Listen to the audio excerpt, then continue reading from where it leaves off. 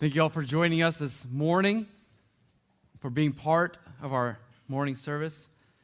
Before we dig in and really dive into the Word, there is a ground war and there is an air war. Sunday mornings are more of an air war. There's a lot of information that is thrown at you, and it's kind of flying around you, right? A lot of words, a lot of thoughts, a lot of passages. But then there's the ground war. That's where you actually take the passages, you take the things that the Lord has said to you, and you apply it as you live in this world. That's so much harder, right?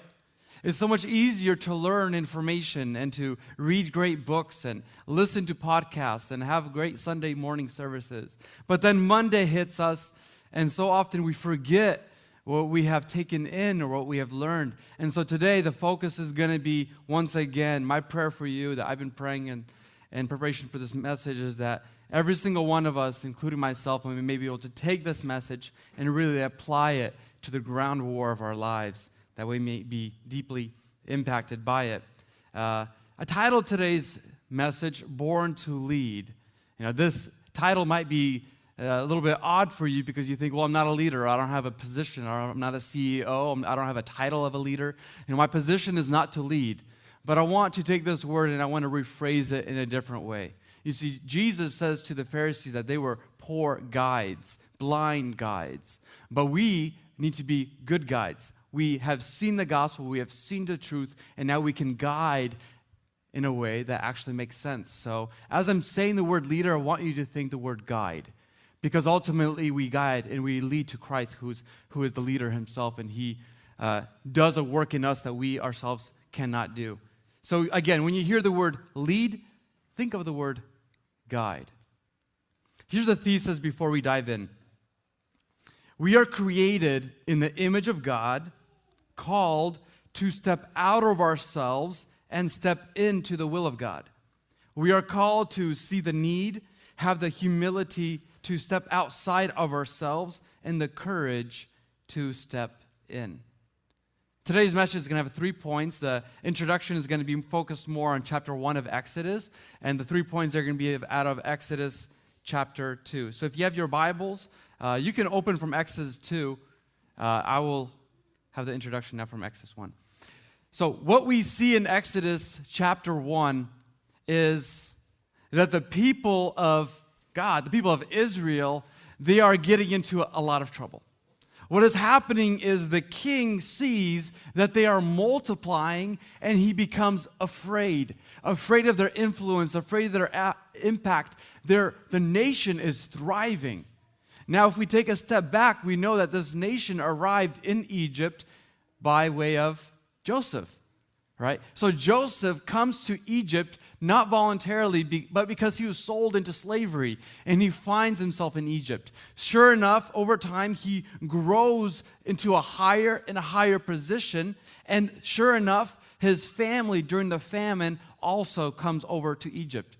In all, there are 70 people that come over to this nation. And over this generation, over this growth of this time, now these 70 people have multiplied. They've grown to a place where they are feared by a nation, the nation of Egypt. The king is afraid of their growth. The king is afraid of their influence. So this causes me to ask you this one question. Are you afraid of the growth of other people around you? Think about that. Do you celebrate the victories of others, or are you afraid of their growth, thinking, well, I'm not going to be noticed, I'm not going to be known? Are you afraid of the growth of other people who are around you, or do you celebrate it?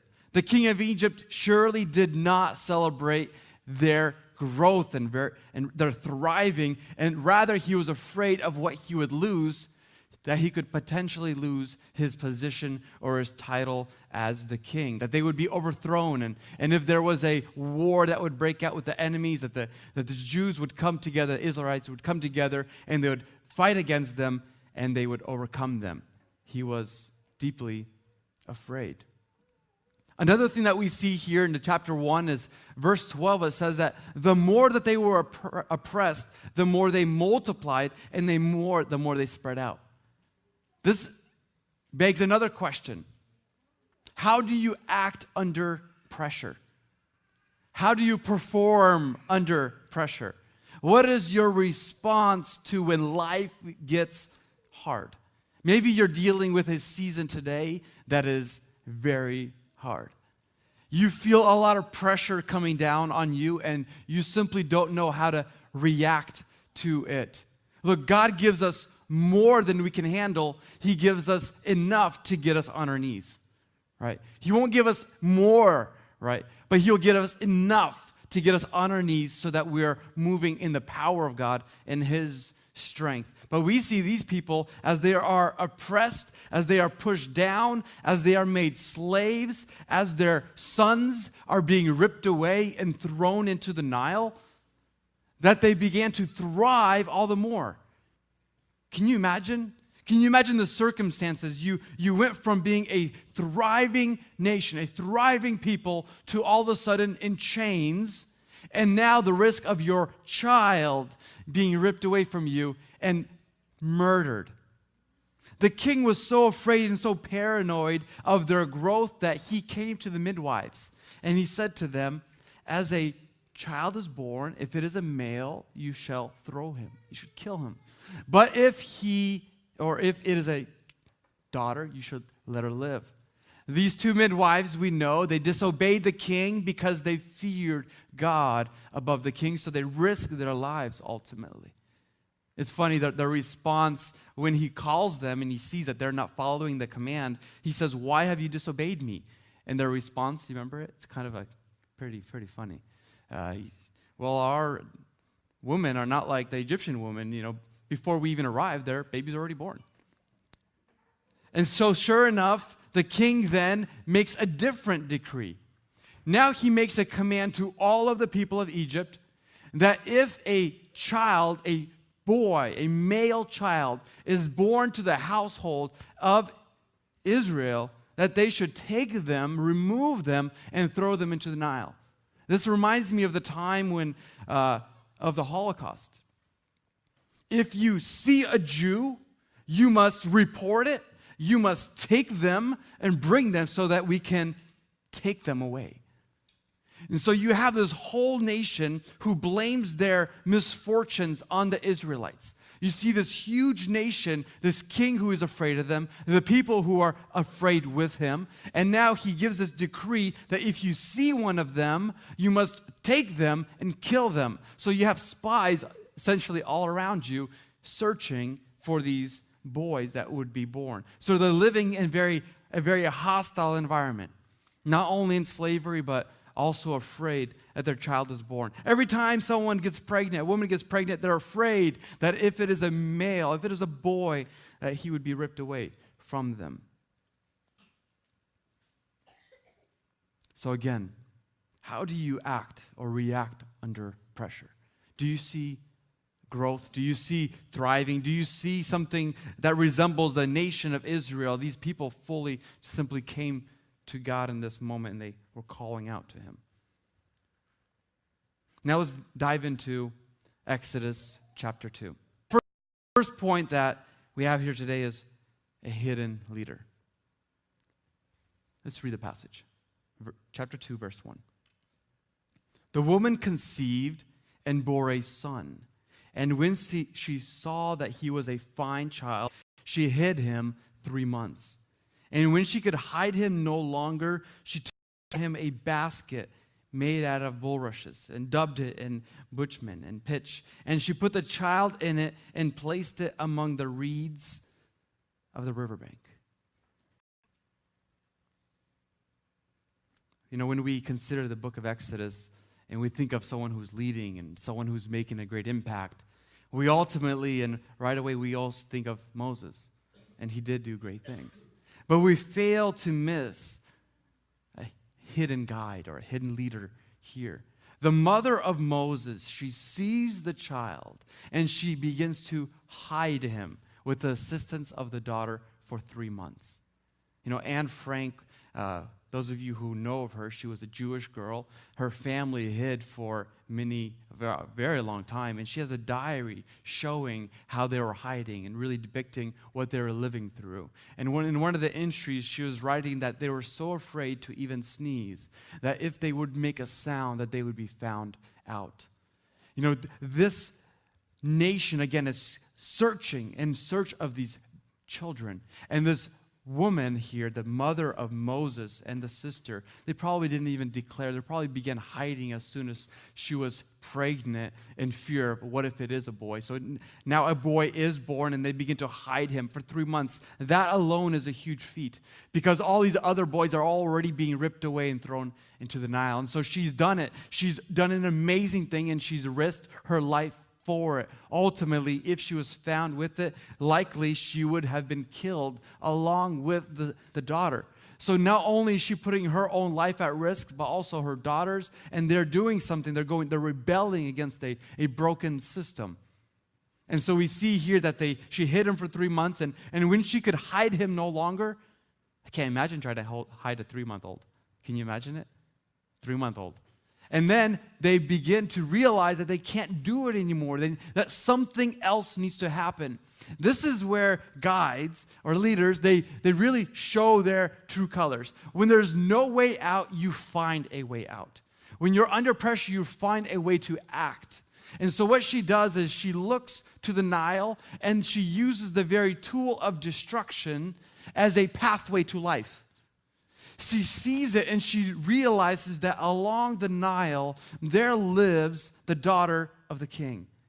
And she begins to prepare this basket.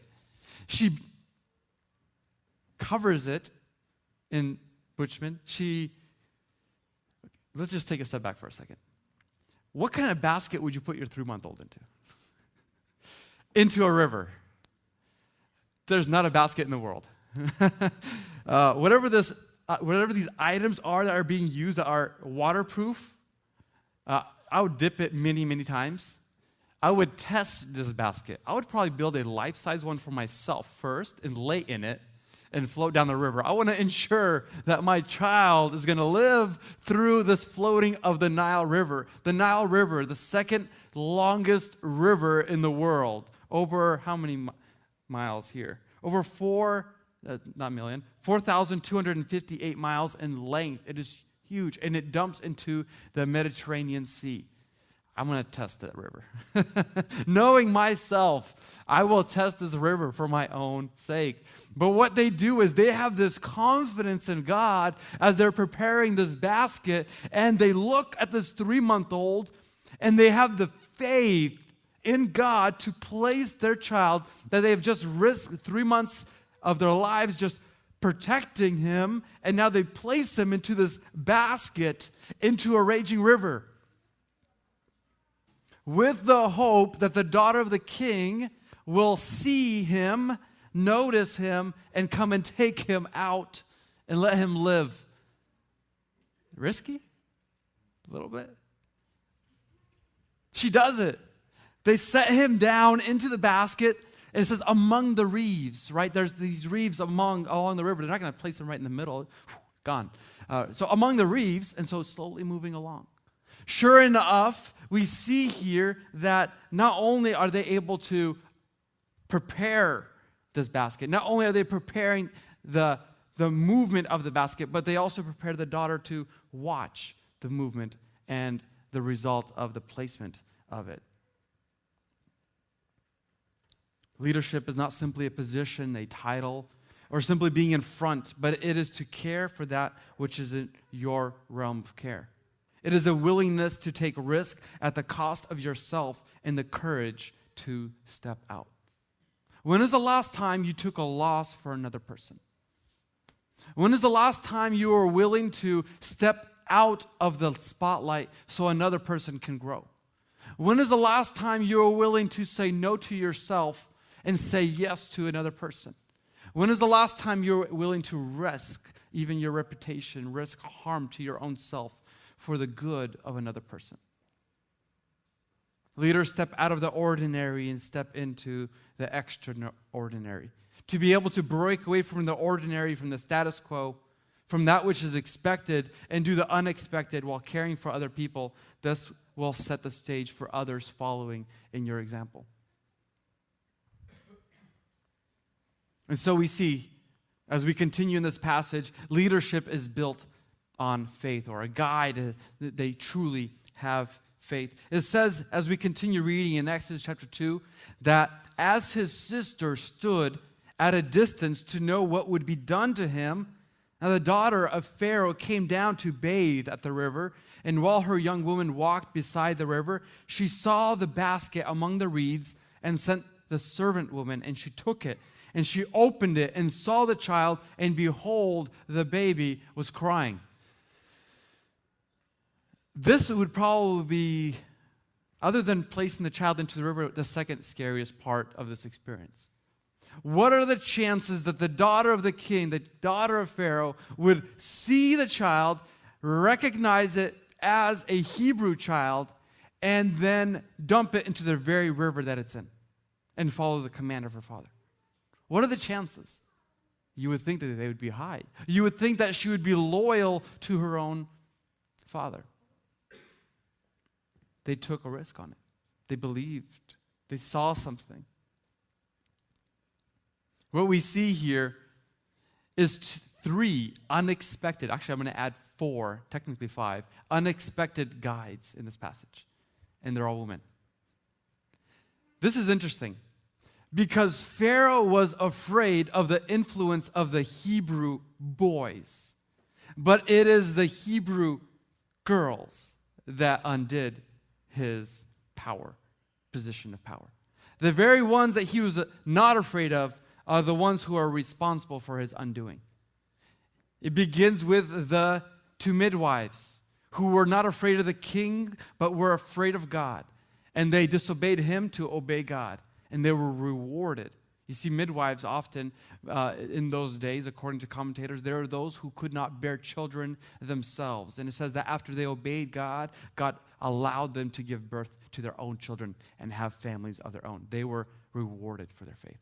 You see that the mother and the daughter, they stepped out in faith and they have prepared the way for him to be saved. And the interesting thing is, you know the story, as the daughter comes forward and says, hey, do you want me to find someone to nurse this child? Right? Yeah, to find someone. She goes and finds the mother and then sends her back with the child and then even pays her to take care of the child. That's great. That's great. That's a great reward. Not only are you raising your own child, but you're getting paid for it. Fantastic.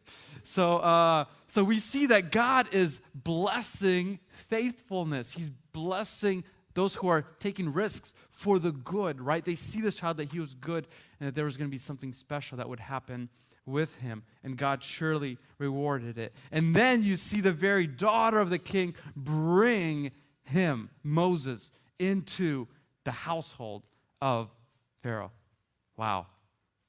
Can't get any more dramatic than that. What we see is people who are moving by faith, and then you see the king who is the opposite. He's not a good guy. This is a person who thinks all about himself. This is a person who thinks all about his authority, his power, his rule, his title, and will remove anyone who is willing to stand in the way of it or is at risk at taking it from him. A poor leader thinks inwardly in boastfulness and in fear. They consider their risk and they stop in their tracks. A good leader sees the needs of others, steps outside of themselves and steps into the need. When facing a risk, they trust God will reward their selfish act of service and act of worship. We see this again with David. David, a young shepherd boy who overhears a giant man calling out and really belittling the name of God that he loves. And so what he does is this man who is unequipped, this man who does not have a title, this man who is not strong physically, strong enough to put on armor, this young man, he sees the need, he sees the calling, and he steps in the power of God. And he does something remarkable. He takes down the giant. You don't need a title to do something good. You don't need a position to do something great. You don't need well, I'm not going to say, what are those things called that people put on? The little name tag, right? To welcome someone. All these things, all these titles and all these positions, they often put us into boxes and tell us what not to do. The great things that we should not do. But when we step outside of these identifications, then we're able to step into the will of God. What if David said, well, I'm a shepherd boy. I'm not a military man. I don't have the ability to work with a sword very well. I don't really know exactly how to do this. Oh, look at all those soldiers out there. There's so many of them. Surely one of them can take on this giant that is belittling the God that I love. But he doesn't do that. He doesn't point to others. He sees a need. Do you ever do that? Do you ever see that? You drive by, you see someone broken down, you're thinking, that car behind me, they're going to stop. I'm in a hurry. I had this moment where I would always feel really convicted driving by someone that's broken down on the side of the car. And the most convicting part was, it would always be my wife. She would always be like, Tim, what if that was you that was broken down? I'm thinking, I'm such a horrible person. Then I took a week and I began praying about it, starting with the Monday. God, my wife totally convicted me. I need to notice these needs. So show me an opportunity to stop. No joke, that Monday, 3 people. First day, 3 people. Ran out of gas, someone's a flat tire, and again ran out of gas. On a Monday, 3 people. Yes, God will provide opportunities if you seek them. So the question here today, do you wait for someone else to step in, maybe even someone with a title?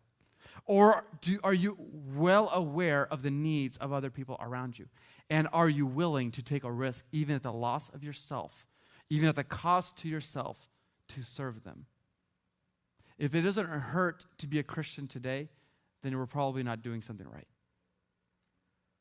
If it doesn't hurt to serve, we're probably not doing something right. And so what we see here is David, who is a great example. And then we see that Moses would also be a great example of a man that would step in and begin to answer the call of God.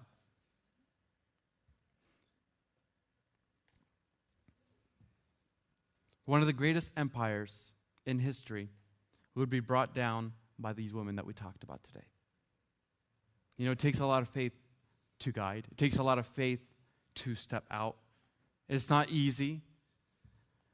But what I want to end with is our last point, and that is point 3, that is drawn out and drawn in. You see, when commentators talk about the book of Exodus, they say that there are really 2 parts to this book. The first part of this book deals with getting the people of Israel out of Egypt, and the second part of the book deals with getting Egypt out of the people of Israel. Because although they were freed now from this entanglement, from this slavery, now they have taken the customs of Egypt. They've taken all the false gods of Egypt. They've taken a lot of the shortcomings of Egypt. They've taken the lifestyle of Egypt, and they've taken it with them as they have been freed. Can you relate? We've been freed by the power of God. We've been freed from slavery, and yet we come back, almost as though the shackles have been removed, but we go and we put them right back on. Can you relate?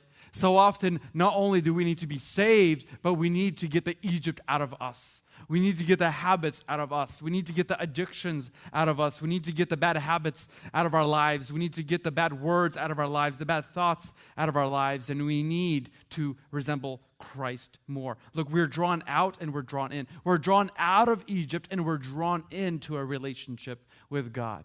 He's drawing you into himself today, and he wants to draw the Egypt out of us today. And as we do that, we begin being able to be prepared to guide. We need to break away from sin and break into the will of God. As a Christian, as a believer in God, we know we are made in the image of God, and therefore we're called to guide. When Jesus calls us to be his disciples, it is a call to lead others to salvation, to take on the mission of Christ. It is a call to have the need to feel the compassion and place ourselves in the Nile, in the storm, and to really pull him out. And when we think of the Nile and we think of Moses being drawn out of the river, let us be a reminder that God draws us out of death. That God sees us, that when he opens it, he sees us crying, right? He sees us in pain. He sees us in sin. He sees us in his bondage. He sees us and he has compassion, right? That's what it says. It says, as the daughter of the Pharaoh, she opened, she looked at the child that was crying. She had compassion on him and she took him out. God sees us in our sin and he has compassion on us and he pulls us out of the raging Nile, out of death, and he calls us into life. I feel like I need to finish up, but I got so much to say. Am I good to keep going?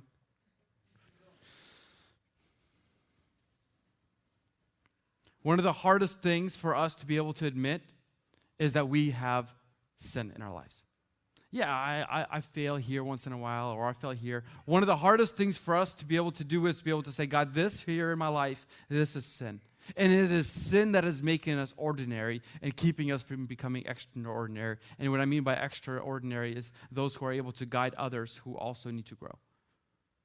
As soon as we step out in faith and we do things like tackle a sin, or we break away from an addiction, or we break a habit, then we are becoming equipped to help someone else do the same. As we break away, we can help others break away as well. But the problem is, I want to share a little example, but first, this is how sin works. We are all escalating sinners. You don't ever stay at the same level of sin. It always increases. Matt Chandler says that. Let me give you an example, and I want to bring this together. Have you ever sat in a car and turned on one of your favorite songs? And you turn it on, and you think, this is a great song. I got to turn up the volume. And sure enough, you turn up the volume a little bit. It's on Pandora, and all the great mixes are there, right? It's your channel. Sure enough, the next song comes on, you think this song is better than the last one. Let's turn it up a little louder. And now you're just like, you're moving to the beat, you're driving, you're enjoying this music, maybe a little bit too much. People are looking at you, your arms are waving all around. And the next song goes on, and at this point, your eyes just open up, and you think, this has got to be the song. I turned the volume all the way. And now, full volume, you're rolling, listening to one of your favorite songs. Amazing Grace. And then you arrive to pick up your friend. Your friend opens the door and they hear this loud music and they go, whoa, how do you listen to music so loud? Well, they're not used to it. They were just hit with it, but you've been in it and you got accustomed to the volume rising little by little. So often we let little bits of sin into our lives and we become accustomed to it. We get used to it. Turn it up a little bit. Feels kind of nice right now. It's not too bad. It's not bothering anyone right now. It's not hurting anyone right now when we turn it up a little bit more.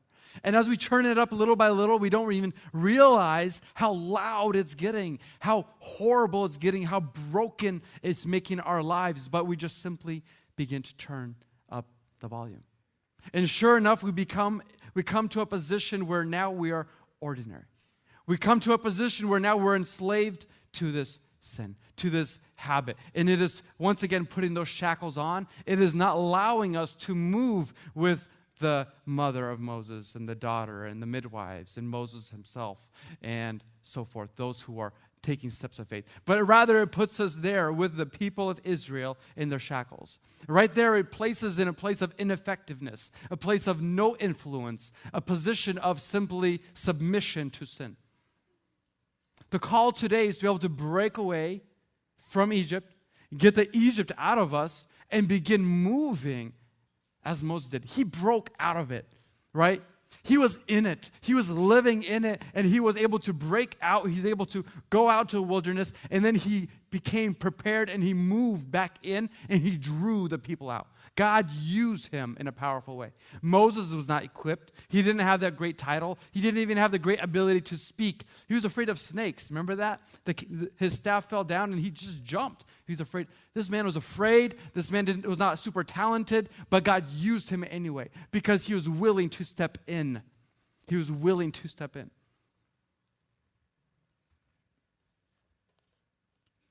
What is God going to break out of your life today?